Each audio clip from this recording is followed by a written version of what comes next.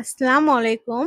আজকে আপনাদের বানিয়ে দেখাবো বাসায় বানানো নরমাল ভাবে ২-৩ টি উপকরণ দিয়ে স্যান্ডউইচ। যদি ভিডিওটা ভালো লাগে টেনে দেখবেন না, পুরো ভিডিওটা দেখে নিবেন। লাইক, কমেন্ট, সাবস্ক্রাইব করবেন।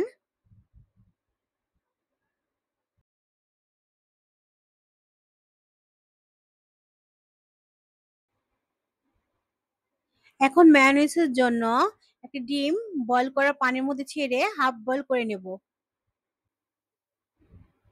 আমি ডিমটা একটা ব্লেন্ডার জারে নিয়ে নিব। ডিমটা একটু ঠান্ডা করে নিব। ২ টা রসুনের কোয়া, হাফ টেবিল চামচের একটু কম লবণ,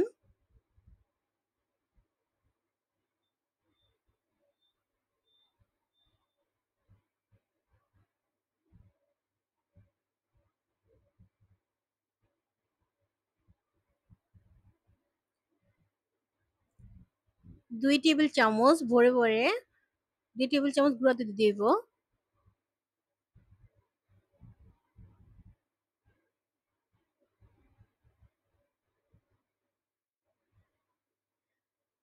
হাফ টেবিল চামচ ব্ল্যাক পেপার দিয়ে দিব।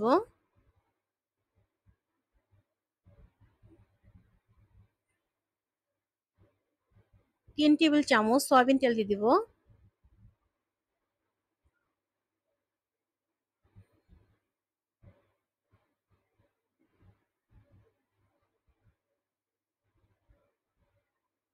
১ টেবিল চামচ ভিনিগার দিয়ে দিব।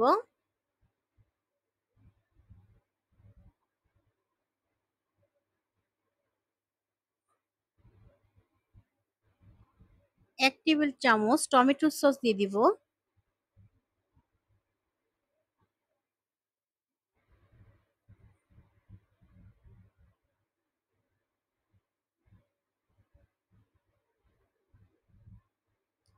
সামান্য একটু কাঁচামরিচ দিয়ে এখন ব্লেন্ডার জারটা লাগিয়ে ব্লেন্ডার করে নেব।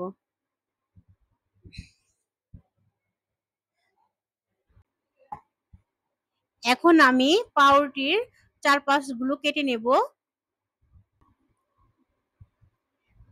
পাউরুটির ৪-৫ গুলো ফেলে দিবেন না। এটি দিয়ে আপনারা ব্রেড জাম তৈরি করতে পারবেন। ব্রেড জাম গুলো যেকোনো খাবারে দিতে পারবেন। আমি একটা মুরগির ব্রেস্টের পিস সিদ্ধ করে নিছি।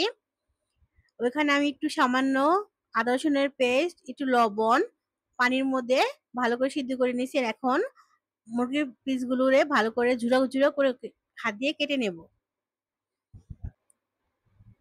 ব্লেন্ডার পেস্ট করার মেয়োনেজটা আমার দেখে নেন ভিডিওর মধ্যে। আমার তৈরি করা হয়ে গেছে। আমি সিদ্ধ করা ব্রেস্টের পিস, শসা কুচি, গাজর কুচি, আর সামান্য একটু কাঁচামরিচ, অল্প একটু পেঁয়াজ দিয়ে এখন ভালো করে মিশিয়ে নেব।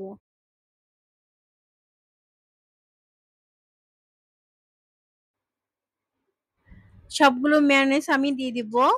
১ টেবিল চামচ টমেটো সস দিয়ে ভালো করে মিশিয়ে নেব। ভালো করে মেয়োনেজ আর টমেটোর সাথে শসা, গাজরগুলো ভালো করে মিশিয়ে নেব।